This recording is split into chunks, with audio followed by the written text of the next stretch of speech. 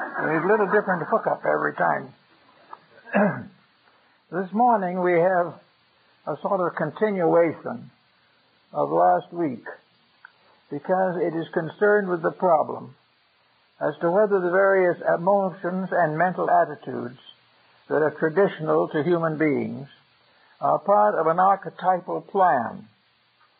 Whether when we refer to wisdom, we are referring not only to the knowledge that we have in this world, but to an essential principle of wisdom that exists always everywhere. We say the same thing of love. Whether love is a peculiar situation involving certain species only. But we are told definitely in the sacred scriptures that God loves man, just as man loves God. And love becomes a universal emotion based in great archetypal patterns. Now these great patterns are subject gradually to modification, not by the lawgivers, but by the law receivers. Humanity evolving on this planet begins to modify the essential rules of the planet. In other words, we try to gradually take over domination of the earth we live on. We are not satisfied to live here and enjoy it if possible, and live comfortably and pleasantly and wisely. We have to dominate it. We have to control it. We have to do something to become master of our environment. And the moment this begins, trouble begins. Because that's not the way that it was intended. The way was that we were given a beautiful garden to take care of. And we got the garden, but we're not taking care of it. We're despoiling it by our own ambitions. We are determined to take this garden into a great factory, or a great archaeological institution, or perhaps to make it into some kind of a subdivision project. We are taking over this thing we call the earth and trying to run it ourselves. And this is a fundamental mistake, because there's only one thing in the world that knows what to do with it and how to run it, and that is the person who installed the garden. And in this case, the garden was fashioned by the will and wisdom of God. Therefore, the more we try to control it, the more we break the basic rules of human relationships. We try to exercise our own temporal authority. We decide how much a square foot we can get for this garden. And we do all kinds of things to make more profit off of the garden. And instead of taking care of it, we are despoiling it. Instead of enriching the purpose of it, we are reducing the efficiency and the beauty of the world in which we live. This has been going on for a long time. It wasn't too very serious at the beginning because there were not too many people. But gradually as population increases, as ambition increases, as wealth increases, and as all the various attitudes of human beings take precedence over natural law, we get into more and more trouble. We are gradually destroying the garden that we were given. And we find in the old books relating to the Old Testament, old charts and manuscripts and texts and pictures of the Garden of Eden. Well, it's a little bit literal, we'll admit. The garden didn't look just like that. It didn't have a fence around it, and it didn't have an iron gate and things like that. But this garden represented actually nature itself, the world into which we were placed to become guardians and gardeners. It was hoped that we would contribute to the growth of everything here, that with a wisdom greater than the nature around us, we would contribute to the beauty and truth of nature. Instead of that, we have used our excellent skills to despoil nature, to reduce its value, to make everything serve our purpose. We do not remember now much about what happens to animals and what happens to plants and flowers and even minerals in the earth. Everything that exists is for our benefit. We use it as we please. We despoil it as we please. And gradually get ourselves into a very serious dilemma. We are not obeying the simple rules of life. We are not doing the things we should do. We are assuming that we were born to own and manage this earth. We were not to be gardeners as the Lord intended. We were to be profiteers and real estate developers. We were to do it our way and to gain all the profit we could from each transaction. Well, in the early times, when there was lots of earth and very few people, this did not seem to make much difference. But gradually it has become vital, because we are gradually losing fact of our responsibility to the garden. We are no longer remembering that we are here by the grace of God. We are no longer aware of the fact that to be born into this world is not to have opportunity, but also to assume responsibility. We must pay for the things we do. We must pay for the mistakes we make. We must restore that which we destroy. But in our haste and in our self-centeredness, we have forgotten all about that. Now, this has to do with beauty, is very definite, but not immediately noticeable.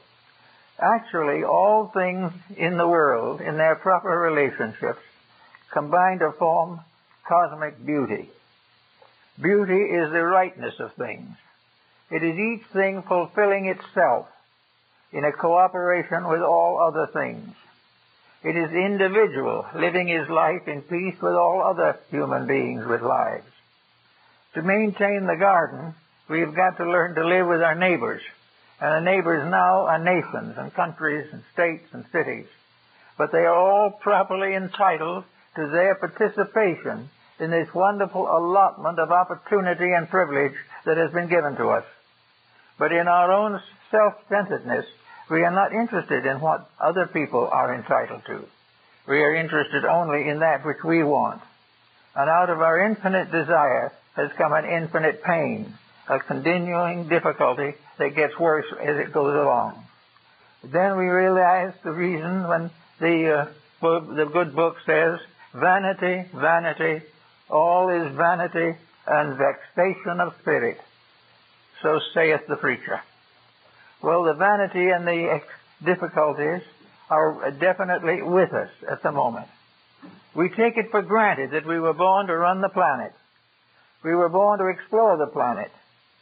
And we were born with all kinds of rights and privileges that are inalienable, no matter whether they're right or wrong. But we've come against a little problem. The custodians of the great investigating system has always been scientists. Well, today scientists are in trouble too. There are many things they want to know and can know if they want to really badly enough, but they are also stuck in a situation that is unrealistic. They talk about materialism. They take it for granted that man is the creator of everything that he does, and he is the originator of everything that is worthwhile, and he was predestined and foreordained to run the planet. Well, he's had an opportunity. Many people have had opportunities to control, delegate, dictate various areas of the earth, and they've all come to trouble.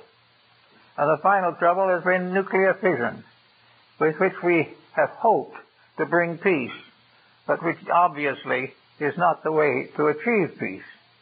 Therefore, we are finding that everything we do to improve our own percentages, everything is achieved at the cost of the primary integrity. And we call that basic integrity beauty. Beauty in this case is organization. It is the fact that all parts work together in harmony. Beauty is because of the petals of the flower, all uniting to make a beautiful blossom. Beauty is the odor and perfume of the flower. All kinds of things that fulfill themselves reveal other phases of beauty. There is the beauty of the flower, the beauty of the rocks and mountains, the beauties of the sunset and the sunrise. Everywhere in nature there is a great beauty, and everywhere it exists, man is seemingly determined to exterminate it. He is determined that these various natural blessings that we have received shall not interfere with the painful duty of adding up a bank account. So we are living in a man-made world in a God-made universe. And this causes certain inconsistencies. And these inconsistencies will get worse as long as we determine to do everything our way. There must be some other answer to this. We must realize that we are not the owners of the earth. We don't even have a first mortgage on it. We are here by the grace of God. We are here because evolution is working out a pattern through us. We are here because we have intelligence enough from the past to do something constructive at the moment. But unfortunately, selfishness has taken over. The opportunity to exploit has outdistanced the possibility of cooperation and mutual virtue and helpfulness. So here we are with this problem of beauty in our hands. Now, how do we estimate beauty? What is beautiful? Well, beautiful is the normalcy of things. Things that are not disturbed by artificial circumstances naturally fall into orderly sequences. We may not always agree with them, but on the other hand, nature doesn't always agree with us either. And when it disagrees with us, we have serious mishaps. But it's an actual fact that beauty is the thing as it should be, as it was predestined to be, and deformity is what happens when man takes over and tries to improve on the divine plan. Improving not to make the plan better, but to make himself richer off of the plan. So we have now this situation of a planet that in its natural structure is the Garden of Eden. The planet is the world that was given to us to be beautiful, that we might replenish the earth, that we might do all the good things that need doing. We were given everything necessary for survival and for growth, and we even were given in the old days, we are told, that the angel Ratziel came to us and began to open a school for the education of souls, long before humanity developed. Everything was to be done with compactness and with cooperation and with diligence and with love.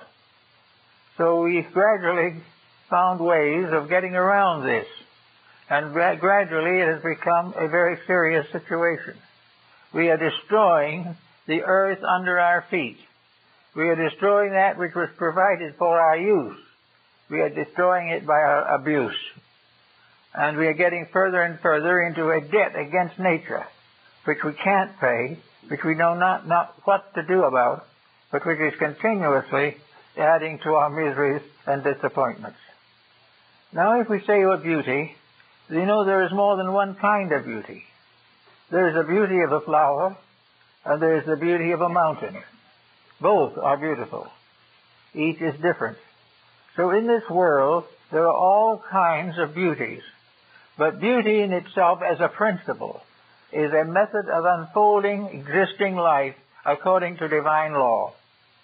Beauty is the unfolding of everything according to its own proper nature. It is the fulfillment of the need and wisdom of the Creator. The flower is the fruit of the seed, and the flower in turn becomes the source of further seed. Every flower is beautiful, even though we may not like all of them. But everything that exists is a wonder, a miracle, an unbelievable circumstance. Science realizes this, but simply does not accept the fact that it is explainable. They must continue to dig out all those secrets of the material world. But beauty does not begin in the material world, and it does not end there. Beauty is the unfolding of a divine plan. It is the motion of all things toward the fulfillment of themselves and of the plan to which they belong. Beauty is everywhere present, and in things that we would never expect it to be found. For example, we always will think of beauty in terms of something that we consider as artistic or as well and properly conformed. But it's not necessarily true. Their beauty is in all things the fulfillment of themselves. The beauty of the flower is found again in the beauty of the seed. Everything is part of some great plan. And I think I might mention one of my great beloved grandmother's truth criticisms. She said, referring to people, this was her own discovery apparently, that there were three kinds of beauty. There is the beauty of youth, which is quite easily recognized, and everyone is very jealous about it. There is beauty of maturity, which is just as great and just as wonderful as that of youth. And there is beauty of distinction, the older people. An elderly person who is fulfilling the law is just as beautiful in the eyes of nature and of God as the debutante out on her first date. Beauty is the fulfillment of the thing as it is, for it carries with it the advantages. It cuts off something less to give something greater. It brings depth of inner life to take the place of the breadth of outer life. Everything in nature is fulfilling a pattern which is ending in beauty, began in beauty, and grows through beauty. This we are forgetting. We've ignored it. We don't believe in it anymore. We do not realize the fact that things have their own beauty, and that we cannot judge them instantly and eternally by our own personal appreciation. Each individual has his likes and dislikes, and to him the things he does not like are not beautiful. To his neighbor, the things he likes are not beautiful. Beauty, however, is not just in the eye of the beholder. Beauty is a principle. It is the thing growing and fulfilling according to its own law, not according to some man-made statutes. A beautiful garden is one that fulfills the desire of the person creating the garden. And if that garden is properly developed, other people will admire it. If it is a strange and crude thing, only the Creator will admire it. But there will always be a fulfillment of some kind. And you study the nature and structure of living things. Study the structure and habits of animals, of all kinds of creatures. Study all phases of minerals. And you will find that in every department of life, there is an excellence. There is something that tells that this is the way it grows. This is the way it becomes more. This is the way it fulfills its destiny. And in doing these things, there is a strange and wonderful beauty in the processes. And it's the loss of realization of the beauty of process that has brought us much of our discomfort and disheartedness. We do not acknowledge or recognize that growth in itself is beautiful. We have the conservative individual who would die rather than grow. That individual is missing, losing, failing to understand the wonder, the beauty, the transcendency of the gradual unfoldment of life from its own source into its own circumference. We are constantly in the presence of growth. Sometimes we don't like the growth. Sometimes it's a weed in the garden and we cut it down. But in nature, all these things are part of a great unfoldment, something that is going on forever in the history and development of planets and suns and moons and stars. It is all a tremendous project. And at the beginning and at the source of this project is an eternal power. Science is not able to determine what that power is, and more or less has given up the hope. It has told us frankly that the nature of first cause is beyond human understanding. That is probably true. But there is within the human being also a participation in that divine cause. We are here because of that same divine cause. All things are here to fulfill the great laws of fulfillment. And when each part of that pattern begins to differentiate and go its own way, there is a great discord that comes in and takes over. The same is the way with music. There is a wonderful harmony. Music is not just a series of noises. Music is the way by which, as Pythagoras said, the music of the spheres, by means of which the universe was brought forth into manifestation. And Goethe, in the prologue to Faust, tells us of the songs of the angels, that were songs that were sung around the throne of the Almighty. All these things were beautiful. Creation was a magnificent and beautiful process. And the created things was given every opportunity and every privilege to advance the eternal beauty of life. And somewhere along the line, we've lost track of that beauty of life. We have gradually locked ourselves into a very inferior circumstance. So let's go back a little bit and see if we can see how this all came about. We look back into the archaeological records of humanity, and we find primitive people wandering around the earth, armed with a stone axe and struggling for territorial allotment, similar to that of animals. These creatures were very few in number at that time. There was plenty of planet for all of them. But in most cases, they sort of huddled and fought with each other. Little by little, this early beginning of things resulted in the rise of tribes and clans and things of that nature. And these tribes and clans were mostly competitive. They each wanted the best hole in the wall. Each wanted the best spring in the earth. All of these things led to struggle. The stone axe became the spear and the bow and arrow, and humanity locked in eternal conflict with itself. Locked in a conflict for what? For the possession of something that no human being can ever own. There is no one in the entire history of mankind that can ever own the earth. Because no matter what it happens, how many years the conquest comes, it is not man who owns the earth, but the earth that claims man back into a grave. There is no way in which man can control the earth, because he has not the insights, he has not the skill, and he has not the wisdom, and the creative process does not permit him to succeed.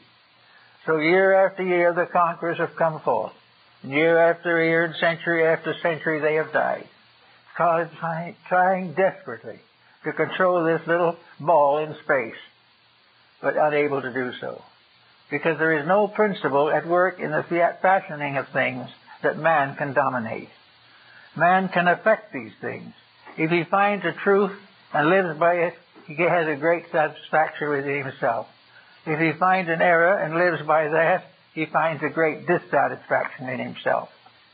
And around the whole business, construction and destruction, is the strange gray wall of the grave. All these things come forth and go back again as they were. And in the quietude of beginnings and the solitudes of ends, there is a mysterious way of heaven working through all things. The Chinese referred to these great laws as the way of heaven, as the will of the infinite, and that all things that want peace, security, and happiness must first of all keep the rules. And the rules have been set down in various religious documents of antiquity. In China, in India, in Greece, in Rome, in the Holy Land, all over, the rules of this great pattern have been revealed to us. These rules are the commandments, the Beatitudes, everything that we know in our own faith. We are told what is right. We are told what we should be doing. We are told that which will maintain peace, and peace is beauty. Peace is all forms of life, forming together a magnificent pattern, not all exactly alike, but all cooperating to make a great design come true, to bring forth a world in which all good things are abundant until man destroys them. So out of all these early problems and so forth, there comes the realization that we are predestined and foreordained to struggle the way we do until we wake up to the facts. Now, the fact in all of these cases is beauty. Now, not being able to be satisfied with the beauties that nature bestows, and they are very beautiful, there is no really reason for discontent. The individual, the races and nations have tried to create beauty of themselves. They have tried to fashion a beauty commensurate with their feelings and abilities and in harmony with their ambitions and their prejudices and all the different emotions that make up human nature. Therefore, we have what we call now a kind of beauty which is not real, but which has gradually gained in importance. As the vanishing beauties of nature disappear, man tries to create artificial beauty. He tries to make up for that which he is tearing down. Now, in the human being, the beauties of nature are richly given, but we find them difficult to maintain. So first thing you know, we begin to artificially beautify ourselves. Some of the natives in one country put rings in their noses to do it. Another one tattoos their faces. A third one stretches their necks with rings. Everyone tries to find some way to be beautiful. And the more they try, the worse they look. And this will continue. But when they get themselves into one of these difficult situations, unpleasant looking and all, they suddenly become a standard of elegance for the tribe to which they belong. The neighbor thinks they're wonderful and tries to get a longer neck or a bigger ring. All of these things tell us of the competition for the creation of beauty. And yet beauty cannot be created in that way. Beauty was there before they got to work destroying it. The nose ring and the earrings and the tattoos and the various scarifications that were considered symbols of elegance were not symbols of anything. They were simply primitive competition to be more elegant than somebody else. And the elegance, when it was achieved, was really a distortion. The individual who became what he thought was a standard of elegance really became a creature who had destroyed the beauty of his own nature. So we find all around people trying to do things to make beauty for themselves because they have lost the real beauty. Another way they have tried to do it is to build cities. And now we're beginning to realize that of all the absurdities, the city is probably the greatest. There is nothing really to be said in favor of it. There's nothing to be said of its contribution to growth or wisdom or happiness. It has become a tremendous center of congestion. And every once in a while we get an earthquake or something and it tears down one of these great cities. The human pattern was not that we should build these great monuments in this world. They are useless and they are destructive of everything that we need. But why do we build them? Because we have another standard of beauty. We have the standard of beauty in wealth. By wealth we can have anything we want. We can look any way we want to. We'll dress any way we want to. We can possess everything we want to. Many times we don't want anything. There's a total loss. In other cases, we gradually, through the accumulation of wealth, destroy ourselves through expenditures and absurdities. Sometimes wealth gives us the privilege of maintaining low standards of living that otherwise we wouldn't be able to maintain. So all this is nothing. And not one of these things that the wealth brings to us can we take beyond the grave.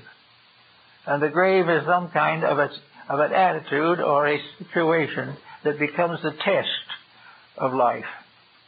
In anything, as the Buddha tells us, that we can't take with us when we go should never cause us great trouble while we live. If we can't take it with us, don't work too hard on it. Just do things in a natural, simple way. All of the great ambitions have led to war and pillage, murder, rape, and carnage. The great beauty of life was in its peace. Now, in various countries of the world, including the Near East, America, Asia, and Africa, and even the islands of the ocean, there have been some who have become aware of the fallacy of distortion. They're aware that the various arts and sciences which we develop in desperation and sustained by means of narcotics or alcohol are scarcely worth the trouble to maintain them. We find that all around we have tried to create false beauty. We are taking the beauty out of music and resulting in a hard rock kind of concert. We are taking the beauty out of art by the so-called distortions of modernism. We are taking the beauty out of the real things because we don't understand them. We can't rise to the truly beautiful, so we maintain a standard of lower beauty which is nothing but another name for distortion. So all the way along, we lose the fact, we lose the great principle of natural integrity. And as this integrity gets poorer and poorer, the civilization gets weaker and weaker, and little by little corrupts and destroys from within itself. So we would like to think of the ideals of simple living. Simplicity is the only answer. Simplicity is the individual not worrying so much about what he has, but giving a lot more consideration to what he is. No matter how much you dress up the fool, he is still no wiser. And it is much better for us to recognize that there is a moderate way of life by means of which we can accomplish both for ourselves and for our world. It isn't necessary to renounce civilization or give up the arts and sciences. It is only necessary to use them properly, to wisely understand them, recognize their limitations, and transcend the areas of consciousness which they cannot reach at all. So we have now, we might term, philosophy. And philosophy is a large word. It means all kinds of things. It means everything from deism to existentialism.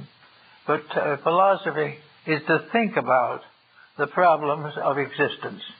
The philosopher is a person who has the courage to estimate and to check and to examine the results of his own actions. The philosopher is one not who goes out to preach to others how to live, but who explores the mysteries of his own life and finds the ways in which he can correct the errors which have dominated his personal integrity. So we have various schools of mysticism, religion, philosophy, art, everything you can imagine, trying to find answers to the problem of the human disaster, which we are suffering from at the present time. And the disaster seems to be, one of the forms of it, is the breaking up of the one planet into a vast number of different colored celluloid areas, each with flags and banners and battlements. We have taken the earth and divided. We have divided it in any way that seemed advantageous. We have produced the great conquerors, Genghis Khan, Kublai Khan, Napoleon, Alexander, Caesar, and we have their story. In our educational system, we know what happened to all of them. All of them went out to become masters of the world, and all of them ended in 6 square feet of earth. Nothing survived. They were conquerors for a day, but they were in a universe where forever always wins, and forever is always in the term of truth. So that while we are making all kinds of distorted things, the universal pattern is asking us for beauty. It is telling us that the only solution that we have are the beauties, moral, ethical, and psychological, that have been part of the composition from which we were fashioned. We have beauties in every field. Beauties are order, peace, and constructiveness. There is no beauty in distortion. There is no beauty in corruption. There is beauty always in the unfoldment of the potential of the human being himself. Most people today are more locked than they ever were in history. They are locked in a materialism which is forced upon them by the economic policies of their associates. They are forced into situations that are not natural to them. And they are forced to compromise the principles that are close to them. Now, there are ways in which these compromises can be modified, however. It is not necessary for the average citizen to cultivate unreasonable ambitions. There is no reason why any person should demand a way of life which in the end is going to destroy him. He does not need to give his whole life to something that he can't take with us and has nothing really in it of value to him. It all also rises in another point. If beauty is essential, if beauty is, as the ancients believed, an immortal spirit, if beauty is a deity or a principle that is ineffable and inevitable, then the development of that principle is a major undertaking in life, one of the most perfect projects we can possibly attempt. Now in that it has many different departments. A good home is a beauty. A beautiful home in which those who live in it love each other, care for each other, and protect each other, and place the common good above the advantage of the individual. A beautiful home is one of the great beauties of the world. A beautiful school where we can learn all that is necessary to learn without political corruption. A beautiful garden in which we can grow our own food, or which we can decorate with our own flowers. These are beauties. To go out sometime and sit on the side of a hill, like Lao Tzu, and gaze upon the sunrise and the sunset. When we do this, we look upon something that is greater than ourselves. We look upon something we cannot create, we cannot destroy it. It will go on long after we are gone, just as it was here long before we came. But to sit quietly in the beauty of the sunset, and to see the marvels that nature has bestowed, the wonders of a world uncontaminated by man, and then look down into the smoke-filled valley with all of its problems, with the problems of various diseases, the problems of congestion and smog and adulteration of elements and everything of this nature. We look down on this and we see that this is man's creation. We look back up at the stars, and there is no evil there. There is nothing in the twinkling heavens that warns us of our own misfortune, because the misfortune does not come from there. It comes from a tempest in a teapot, or perhaps better to say, a tempest in a molehill. On this little planet which we have here, we are making an inferno for ourselves. We are going continuously on the way with the concept that if we suffer enough, we will come in the end to glory. We will never come to glory by anything that causes this real basic suffering of morality and ethics in order to get there. We will only get to what we deserve, and we want to restore again the beauties of the life we know. One of the great mystics in our civilization, Jacob Boehme, the German shoemaker, was a man who never was richer than a merchant. He made shoes, and he made good shoes. And while he was making shoes, his mind and heart were yearnings for an understanding of the larger world. And one day a vision came to him, a vision of the universe as it really looked. He saw the curtain of the sky spread apart, and there an infinite power going on and on and on through all the orders of planets and stars and galaxies. He saw an infinite world of infinite beauty closed to us by the curtain of our own unbelievings and our own misuses. And Boehme, they settled down very quietly. He never became an important person. He was ostracized by the Lutheran minister of his church. And one day, this minister was so mad at him that he threw his shoes at Boehme on an argument. Quietly, the shoemaker picked up the shoes and laid them side by side by the chair of the old preacher. There was never any anger, never any hatred, never any question. Boehme lived in a world in which he saw a peace above things. He saw an infinite universe of good dominated temporarily by a tiny little group of self-centered people who did not know what they were doing. So he was perfectly satisfied to know that he was part of something that was indestructible, that all the things that he dreamed of, all the hopes that he had for humanity were attainable. All he had to do was to wait and live and dream and do the things day by day which would enrich the world and enrich his own soul. So we have all over the world saints and hermits, mystics, who have done everything they know to bring peace and happiness to a troubled world. We have them today. They know perhaps wiser than science what is necessary to save science. They know more than perhaps some of the theologies that are still locked in old concepts of sectarianism. They have not yet discovered the one faith, which is the beauty the truth. They have not realized that the great decalogue of laws governing existence are really a magnificent bouquet of flowers tied to the strings of human seeking and searching. Everywhere, everything that is real is beautiful. And when beauty fails in anything, that thing is no longer good.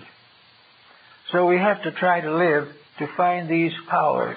We have to try to get away from the idea that we can gain all that we want by outside extravagance.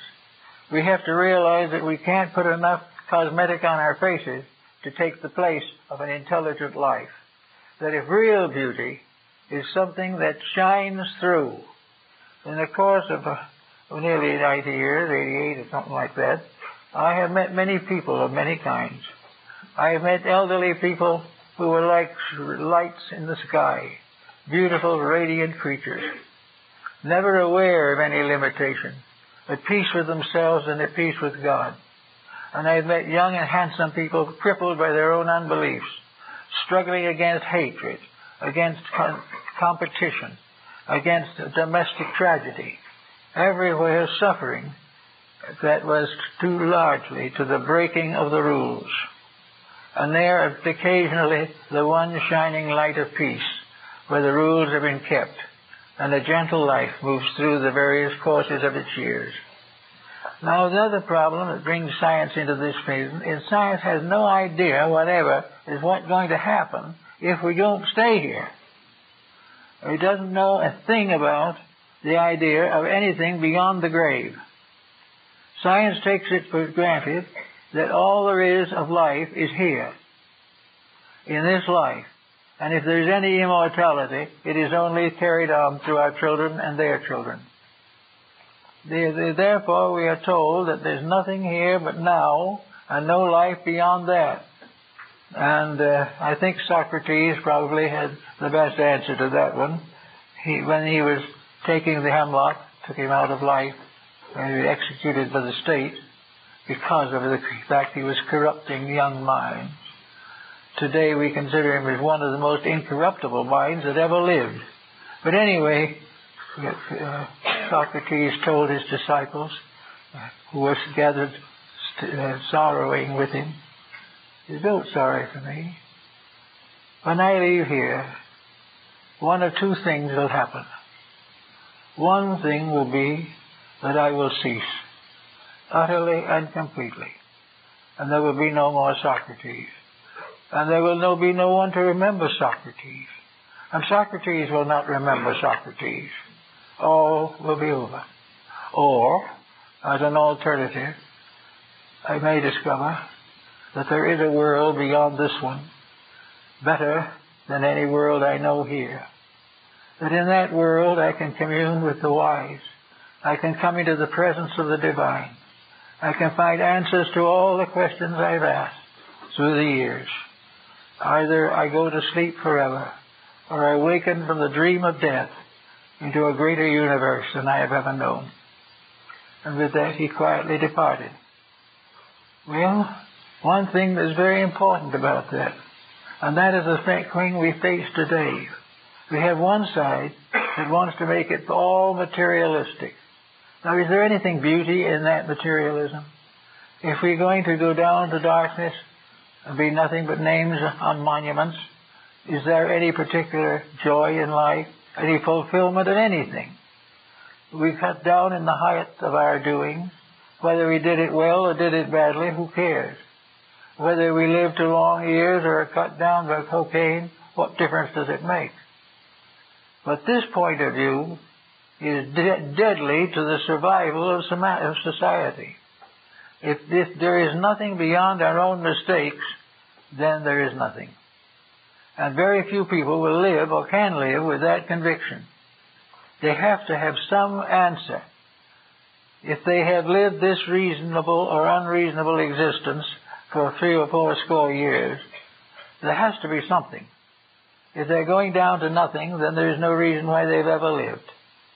There's no reason why some have been great and some have been humble, for it all comes down to vacuum.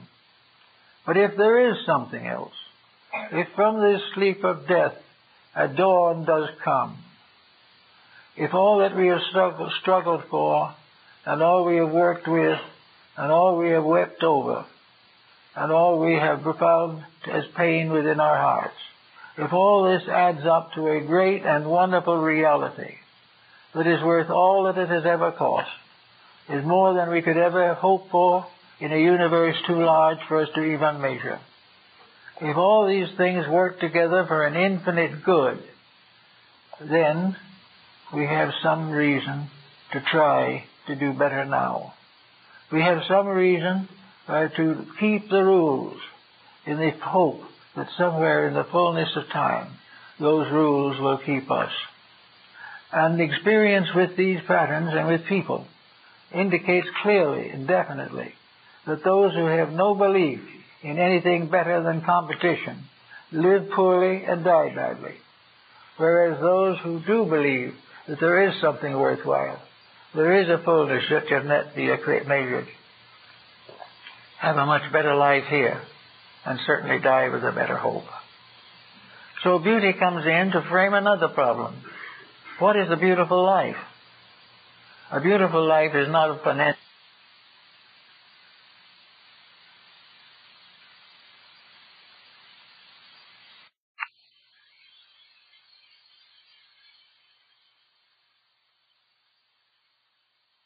fight.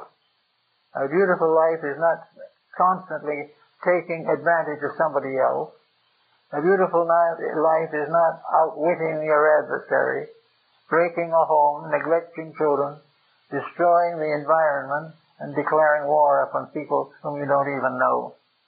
All these things are part of a mistake. And as long as we keep this mistake going, we will suffer from it. But it is perfectly possible for the individual himself, even in this stage of his evolution, to wish for a moment's peace, to hope that sometime there will be something kind, something gentle, something loving, something wise, that this battle will not go on until one by one all the natural resources of the planet are exhausted. The individual must make these decisions himself. The laws of nations will never do it. But there is above the law of nations the law of God. And this law of God has been variously interpreted and misinterpreted by the scriptures of the world. But right or wrong, there is a law of God. There is a law of realities. And there is a discipline that must be kept to fulfill the desires and hopes of intelligent and consecrated people. So there is reason to believe and to hope that the worst that can happen, whether we are good or bad, is that if we are bad, we miss the chance of immortality. And if we are good, we escape from the chains of mortality. And if that is true, then the universe becomes a moral entity. It becomes a being or creature that is good. And in laws and nature, in conflicts and dissensions, in all the problems and responsibilities of statesmanship, truth is beautiful. Truth is the thing that must live. Truth must be kind, it must be wise, it must be loving, and it must be filled with a determination to grow, to transform all antagonisms into relationships that are commendable and can be carried on. I have known a number of people who have been destroyed by their own antagonisms.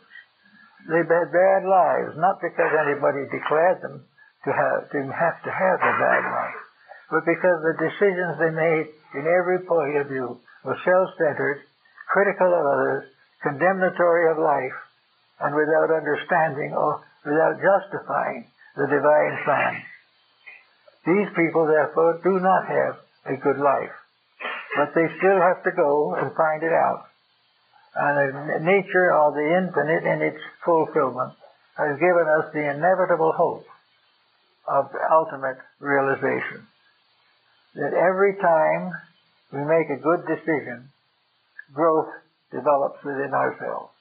We are a little wiser, a little kinder, and a little more beautiful in our relationships. And little by little, the beauty of our inner lives becomes a garment, a magnificent robe, a robe of virtues. Little by little, we do not need the dangles and ornaments of materiality. because we are beautifully vested in our own integrity. We are the kindly, loving people who are always needed, to whom all can turn in trouble, but whom many will not be able to achieve in their own lives. So we can do a lot of things, and in doing them, we help to make beauty what it really is. Beauty is also in the most common thing. Lao Tzu, the Chinese philosopher, was a child of a gardener on the estate of a great mandarin. He had no advantages and no education, but he used to sit on the side of a hill and look out across the valley to the mountains beyond. And day by day and month by month and year by year, he sat and looked at the mountains. He looked at the sky and he looked at the earth, and he saw an infinite beauty. He saw that the mountains, while if you analyze them might seem to be pretty terrible, but really is part of a wonderful scene, a scene of life. And little by little it grows upon him that a human being is very much like the view of a mountain. He views his own inner life, and he sees distances and peaks and valleys. But he also sees a beautiful kind of peace that comes over all these valleys. The mists and fogs that gather around the peaks of mountains. He sees all these things in his views, and then he sees beyond this, as Lao Tzu did, into the mysteries of the desert of Gobi, the mysterious sand of death, the black sand that seems as though it goes on forever. And his soul went out into the black sand of Gobi. And as he went out there, something happened. In his mind's eye, he saw a beautiful city rising out of the sands of Gobi. He saw that in that city were all the beauties of life, and in the midst of the desert of waiting, there is a great city of fulfillment. One is the city of God, as St. Augustine, and the other is the city of Babylon. Out of the darkness of the shadows of things, Lao Tzu saw the homes of the immortals, the beautiful gardens, the beautiful mountains, the things that to him seemed first dim and dark and distant, suddenly were filled with light, and he saw that every grain of sand was part of an immortal beauty. So, little by little, he labored. He tried very hard to teach what he found, but no one would listen. Not then, although later millions have listened. But in full time he gave up, and he sat on the back of an old blue water buffalo, one of the bluish-black color, and he walked out rode out on this animal through the great gates of China into the deserts of Shamo, into the great Gobi, and finally found and was won forever with the great city of the immortals. These are fables and so forth, but they are fables about life. The city of the immortals does exist. It has always existed, because whether we know it or not, man isn't the top of creation. There are things that are done better than he is, and it's longer time to do it. Ages and ages have come. In the book of Genesis, the Lord says to Adam, "Be fruitful and replenish the earth." And in the Indian philosophy it says that the Great Mother, the planet, has shaken countless civilizations from her back. Everywhere there are things that grow and things that lose track of growth. There are things that go bad and slowly fade away. There are things that go right and go on. We are at this time in one of those critical periods in the history of our culture, when it is very important for us to do something right, to make moves and changes that will be productive. And one of the ways to do it, it seems to me, is to simply use a code of beauty. Is it beautiful? Are my words beautiful? Are my thoughts beautiful? If I'm giving advice, is my advice the advice of heaven? If I look out to see what kind of a world we should build, can I look out into the stars and see the great shadows of universes far vaster than ours?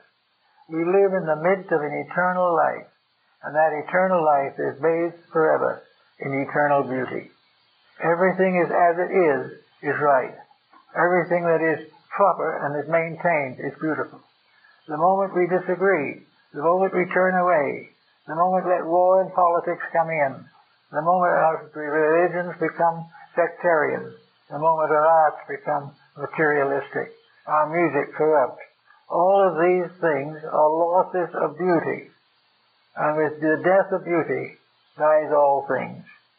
Because beauty is another name for right, for the thing as it should be and it must be.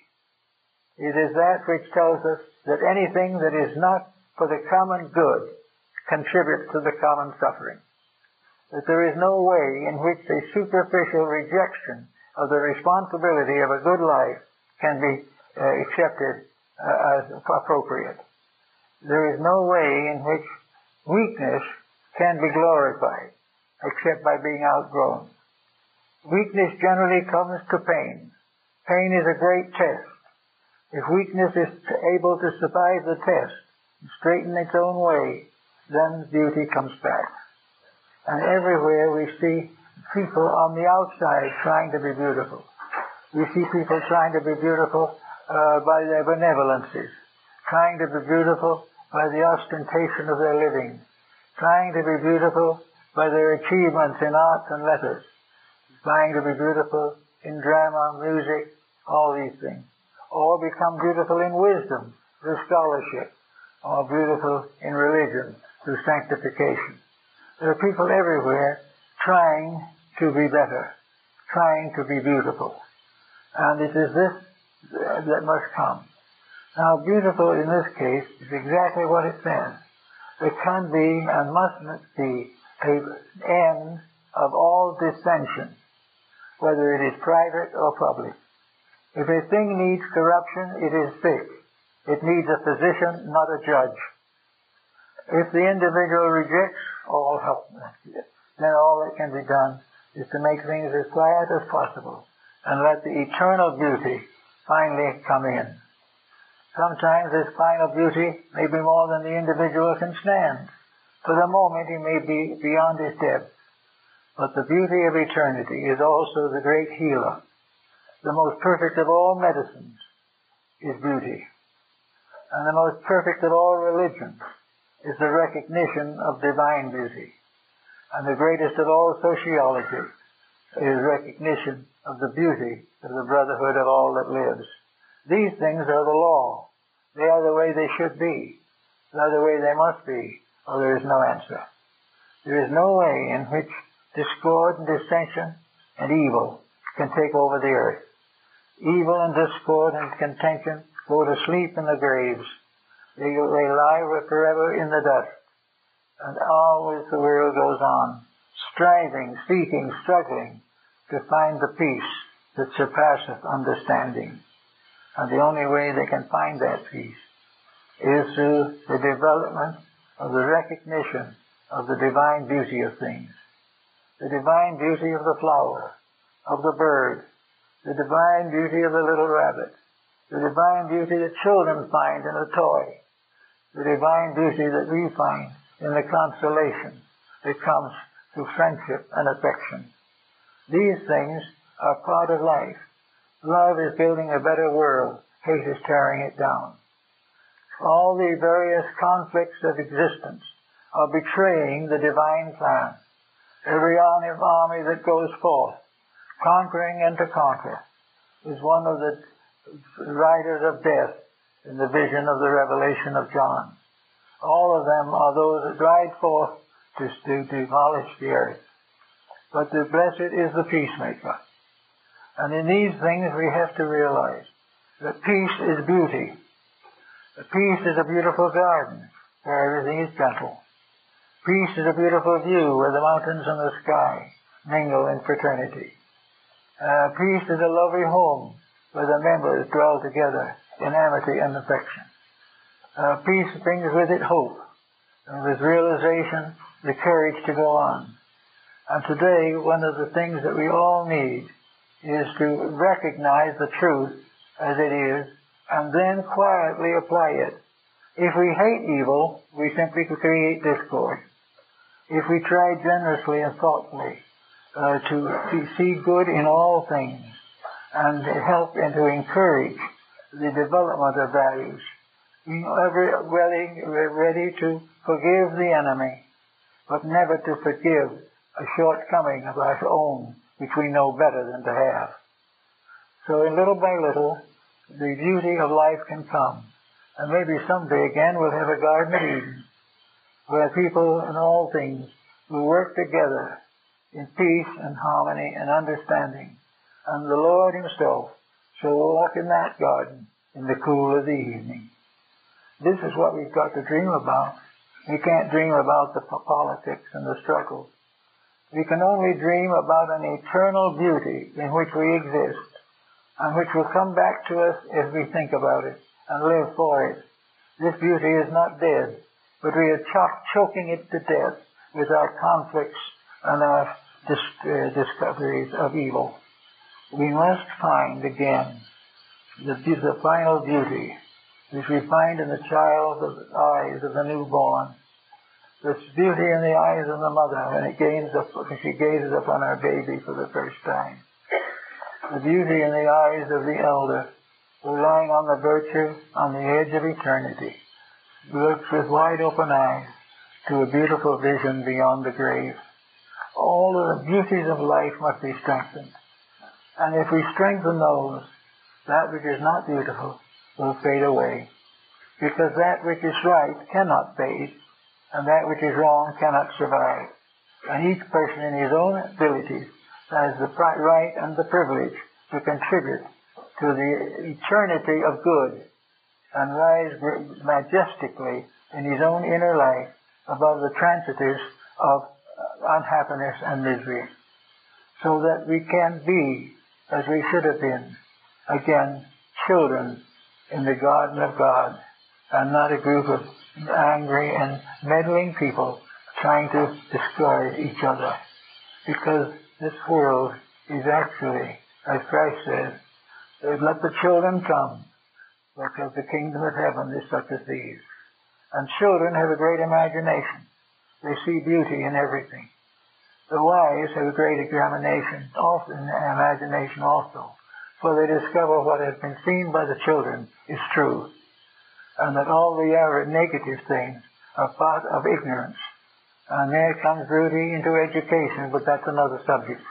Actually, we are concerned now primarily with the realization that the simple act of beautification of daily conduct can be a very great help to solve the problems of the day, because this beauty must be founded in integrity and in dedication and in a realization of the divine plan under which we all exist and by which we shall all be glorified in due time. Thank you.